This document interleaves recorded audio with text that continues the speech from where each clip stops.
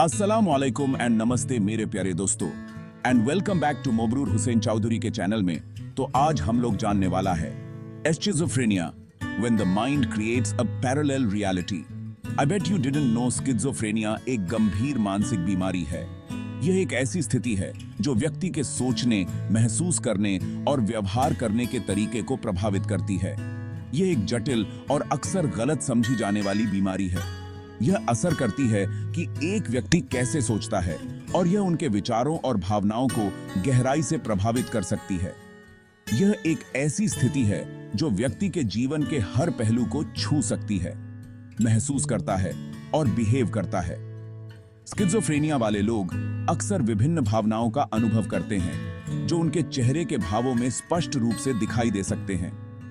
Schizophrenia वाले लोग ऐसे लग सकते हैं जैसे उनका रियलिटी से नाता टूट गया है। यह डिस्कनेक्ट उनके लिए और उनके आसपास के लोगों के लिए बहुत ही कंफ्यूजिंग और डिस्ट्रेसिंग हो सकता है। यह बहुत ही डिस्ट्रेसिंग हो सकता है उस व्यक्ति के लिए जो इन सिम्टम्स को एक्सपीरियंस कर रहा है और उनके अपनों के लिए भी। परिवार और दोस्तों के लिए यह समझना मुश्किल हो सकता है कि उनके प्रियजन क्या अनुभव कर रहे हैं। स्किज़ोफ्रेनिया को अक्सर मिसअंडरस्टूड किया जाता है। लोग अक्सर इस बीमारी के बारे में गलत धारणाएं रखते हैं जो स्टिग्मा और डिस्क्रिमिनेशन को बढ़ावा देती है। यह स्प्लिट पर्सनैलिटी होने या खतरनाक होने के बारे में नहीं है। यह एक कॉमन मिसकंसेप्शन है जो स्किज़ोफ्रेनिया वाले लोगों के प्रति गलत फहमी और डर को बढ़ावा देती है। यह एक कॉम्प्लेक्स कंडीशन है जिसके लिए समझ और कंपैशन की जरूरत है। समूह चिकित्सा सत्र और समर्थन समूह स्किज़ोफ्रेनिया वाले लोगों के लिए बहुत सहायक हो सकते हैं। स्किज़ोफ्रेनिया एक क्रॉनिक कंडीशन है, मतलब यह लंबे समय तक रहती है। यह एक ऑनगोइंग मैनेजमेंट की आवश्यकता होती है जिसमें मेडिकेशन और थेरेपी शामिल हो सकते हैं। हालांकि उचित इलाज और सपोर्ट से स्किज़ोफ्रेनिया वाले लोग एक मीनिंगफुल और फुलफिलिंग जिंदगी जी सकते हैं। वे हॉबीज में भाग ले सकते हैं, सामाजिक गतिविधियों में शामिल हो सकते हैं और अपने जीवन का आनंद ले सकते हैं। यह याद रखना जरूरी है कि स्किज़ोफ्रेनिया एक मेडिकल कंडीशन है, न कि कोई कैरेक्टर फ्लॉ। यह एक बीमारी है और इसे उसी तरह से समझा और इलाज किया जाना चाहिए जैसे किसी अन्य चिकित्सा स्थिति को। कोई भी इस बीमारी को चुनता नहीं है और किसी को उनके सिम्टम्स के लिए दोष देना अनहेल्पफुल और हर्टफुल है। हमें उन लोगों के प्रति सहानुभूति और समर्थन दिखाना चाहिए जो इस बीमारी से जूझ रहे हैं। स्किज़ोफ्रेनिया को लेकर कई मिथ्स हैं। इन मिथ्स को दूर करना और सही जानकारी फैलाना बहुत महत्वपूर्ण है। कुछ लोग मानते हैं कि यह लोगों को वायलेंट बनाता है, लेकिन यह सच नहीं है। यह एक बहुत ही हानिकारक मिथक है जो स्किज़ोफ्रेनिया वाले लोगों के प्रति डर और भेदभाव को बढ़ावा देता है। ज्यादातर स्किज़ोफ्रेनिया वाले लोग वायलेंट नहीं होते हैं। वे शांतिपूर्ण और सामान्य जीवन जी सकते हैं और उनके लिए वायलेंस का शिकार होने की संभावना अधिक होती है। असल में उनके वायलेंस का शिकार होने की संभावना ज्यादा होती है बजाय इसके कि वे परपेट्रेटर्स हों। यह एक महत्वपूर्ण तथ्य है जिसे समझना और स्वीकार करना आवश्यक है। इन मिसकंसेप्शंस को चैलेंज करना और बीमारी के बारे में एक्यूरेट इंफॉर्मेशन को प्रमोट करना बहुत जरूरी है। सही जानकारी के साथ हम स्किज़ोफ्रेनिया वाले लोगों के प्रति अधिक सहानुभूति और समझ विकसित कर सकते हैं। स्किज़ोफ्रेनिया को समझने के लिए फैक्ट को फिक्शन से अलग करना जरूरी है। यह महत्वपूर्ण है कि हम इस बीमारी के बारे में सही जानकारी प्राप्त करें और फैलाएं। यह समझने की बात है कि डायग्नोस्टिक लेबल के पीछे असली लोग हैं जो एक चैलेंजिंग कंडीशन से जूझ रहे हैं। वे लोग हैं जिनके पास सपने, इच्छाएं और भावनाएं हैं। स्किज़ोफ्रेनिया के बारे में और अधिक जानकर हम एम्पैथी को बढ़ावा दे सकते हैं और इस ऑफन मिसअंडरस्टूड बीमारी से प्रभावित लोगों को सपोर्ट कर सकते हैं। सही जानकारी और समझ के साथ हम एक अधिक सहानुभूतिपूर्ण और समावेशी समाज बना सकते हैं। स्किज़ोफ्रेनिया कई तरह के सिम्टम्स से पहचाना जाता है जो एक व्यक्ति के जीवन के विभिन्न पहलुओं को प्रभावित कर सकते हैं।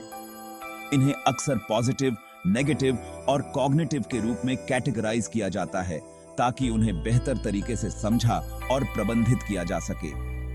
पॉजिटिव सिम्टम्स वे होते हैं जो एक व्यक्ति के नॉर्मल एक्सपीरियंस में जुड़ जाते हैं। जिससे उनकी वास्तविकता की धारणा बदल जाती है। इनमें हेलुसिनेशंस शामिल हो सकते हैं, जैसे कि आवाजें सुनना या ऐसी चीजें देखना जो वास्तव में वहां नहीं हैं। ये अनुभव बहुत ही वास्तविक लग सकते हैं और व्यक्ति को भ्रमित कर सकते हैं। डिल्यूजन्स या स्ट्रांगली हेल्ड बिलीफ्स जो रियलिटी पर आधारित नहीं हैं, भी आम पॉजिटिव सिम्टम्स हैं। ये डिल्यूजन्स व्यक्ति के सोचने और व्यवहार करने के तरीके को गहराई से प्रभावित कर सकते हैं। दूसरी ओर नेगेटिव सिम्टम्स में नॉर्मल इमोशंस और बिहेवियर्स में कमी या अनुपस्थिति शामिल है, जो व्यक्ति के जीवन की गुणवत्ता को प्रभावित कर सकते हैं। ये एक फ्लैट इफेक्ट के रूप में प्रकट हो सकते हैं, जहां एक व्यक्ति बहुत कम इमोशनल एक्सप्रेशन दिखाता है। यह व्यक्ति को दूसरों से अलग थलग महसूस करा सकता है। अलोजिया या पॉवर्टी ऑफ स्पीच एक और नेगेटिव सिम्टम है, जो अमाउंट और फ्लुएंसी ऑफ स्पीच में कमी की विशेषता है। यह व्यक्ति की बातचीत की क्षमता को सीमित कर सकता है।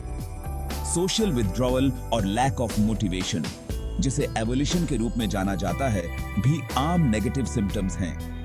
ये व्यक्ति को सामाजिक गतिविधियों और दैनिक कार्यों में भाग लेने से रोक सकते हैं। कॉग्निटिव सिम्टम्स एक व्यक्ति की थिंकिंग और इंफॉर्मेशन प्रोसेसिंग को प्रभावित करते हैं, जिससे उनकी मानसिक क्षमताओं में कमी आ सकती है।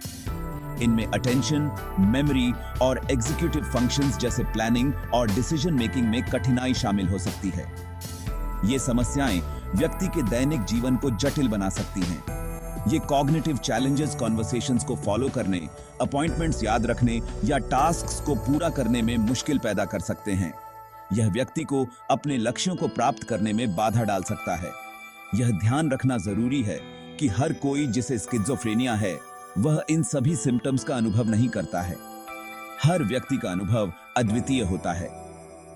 सिम्टम्स की सेवेरिटी और टाइप एक व्यक्ति से दूसरे व्यक्ति में बहुत भिन्न हो सकती है।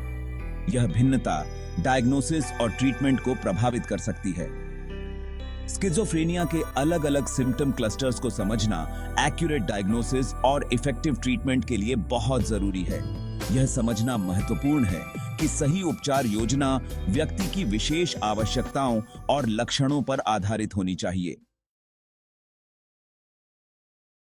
स्किज़ोफ्रेनिया के सिम्टम्स, खासकर हेलुसिनेशंस और डिल्यूजन्स, उस व्यक्ति के लिए एक पैरेलल रियलिटी के निर्माण में योगदान दे सकते हैं जो उन्हें एक्सपीरियंस कर रहा है। ये एक्सपीरियंसेस व्यक्ति की परसेप्शन को पूरी तरह से बदल सकते हैं, जिससे उनकी वास्तविकता और दूसरों की वास्तविकता के बीच एक गहरी खाई बन जाती है। हेलुसिनेशंस, चाहे ऑडिटरी, विजुअल या टैक्टाइल हों, उस व्यक्ति को अविश्वसनीय रूप से वास्तविक लग सकते हैं जो उन्हें एक्सपीरियंस कर रहा है। ये हेलुसिनेशंस इतनी विविड और डिटेल्ड हो सकती हैं कि व्यक्ति को यह समझना मुश्किल हो जाता है कि वे वास्तविक हैं या नहीं। कल्पना कीजिए कि आपके हर कदम पर आवाजें टिप्पणी कर रही हैं, या आपके विजन के पेरिफेरी में शैडोई फिगर्स को लर्किंग देख रहे हैं। ये अनुभव भयानक और बहुत ही परेशान करने वाले हो सकते हैं। ये हेलुसिनेशंस व्यक्ति के मानसिक और भावनात्मक स्वास्थ्य पर गहरा प्रभाव डाल सकते हैं, जिससे वे लगातार डर और चिंता में जीते हैं। डिल्यूजन्स, जो अक्सर पर्सिक्यूटरी स्वभाव के होते हैं, एक व्यक्ति की रियलिटी के परसेप्शन को और भी विकृत कर सकते हैं। ये डिल्यूजन्स व्यक्ति को यह विश्वास दिला सकते हैं कि वे हमेशा खतरे में हैं, जिससे उनका जीवन एक निरंतर संघर्ष बन जाता है। यह विश्वास कि दूसरे उनके खिलाफ साजिश कर रहे हैं, उनके विचारों की निगरानी कर रहे हैं या उन्हें नुकसान पहुंचाने की कोशिश कर रहे हैं, तीव्र पैरानोया और भय पैदा कर सकता है। यह पैरानोया व्यक्ति के दैनिक जीवन को प्रभावित कर सकता है, जिससे वे सामान्य गतिविधियों में भी भाग लेने से डरते हैं।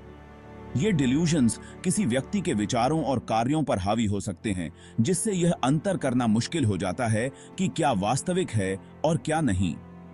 यह स्थिति व्यक्ति को मानसिक और भावनात्मक रूप से थका सकती है, जिससे वे अपने जीवन में संतुलन और स्थिरता खो देते हैं। हेलुसिनेशंस, डिल्यूजन्स और कॉग्निटिव इम्पेयरमेंट्स का संयोजन बाहरी दुनिया से डिस्कनेक्शन की एक गहरी भावना पैदा कर सकता है। यह डिस्कनेक्शन व्यक्ति को अपने आसपास की दुनिया से अलग थलग महसूस करवा सकता है, जिससे वे अपने आप में और अधिक विथड्रॉ कर सकते हैं। कल्पना कीजिए कि इंटरनल वॉइसेस, पैरानॉइड थॉट्स और कॉन्सेंट्रेटिंग या इंफॉर्मेशन को याद रखने में कठिनाई के साथ ग्रैपलिंग करते हुए डेली लाइफ को नेविगेट करने की कोशिश कर रहे हैं। यह स्थिति व्यक्ति के लिए अत्यंत चुनौतीपूर्ण हो सकती है, जिससे वे अपने दैनिक कार्यों को पूरा करने में असमर्थ हो सकते हैं। शेयर्ड रियलिटी से यह डिस्कनेक्ट सोशल आइसोलेशन का कारण बन सकता है, क्योंकि व्यक्ति फियर, डिस्ट्रस्ट या मीनिंगफुल इंटरैक्शंस में संलग्न होने में संकोच के कारण दूसरों से विड्रॉ हो सकते हैं। यह आइसोलेशन व्यक्ति के मानसिक स्वास्थ्य को और भी खराब कर सकता है, जिससे वे और अधिक अकेलापन महसूस करते हैं। यह समझना कि ये सिम्टम्स कैसे एक पैरेलल रियलिटी के अनुभव में योगदान करते हैं, एम्पैथी को बढ़ावा देने और प्रभावी सपोर्ट प्रदान करने के लिए बहुत जरूरी है। जब हम इन अनुभवों को समझते हैं, तो हम उन लोगों के प्रति अधिक सहानुभूति और समर्थन दिखा सकते हैं जो इनसे गुजर रहे हैं। यह याद रखना महत्वपूर्ण है कि व्यक्ति इन अनुभवों पर विश्वास करना नहीं चुन रहा है। वे उनके लिए वास्तविक हैं और उनकी वास्तविकता को डिसमिस या इनवैलिडेट करना अविश्वसनीय रूप से हानिकारक हो सकता है। हमें उनके अनुभवों को समझने और स्वीकार करने की कोशिश करनी चाहिए, ताकि हम उन्हें बेहतर समर्थन और सहायता प्रदान कर सकें।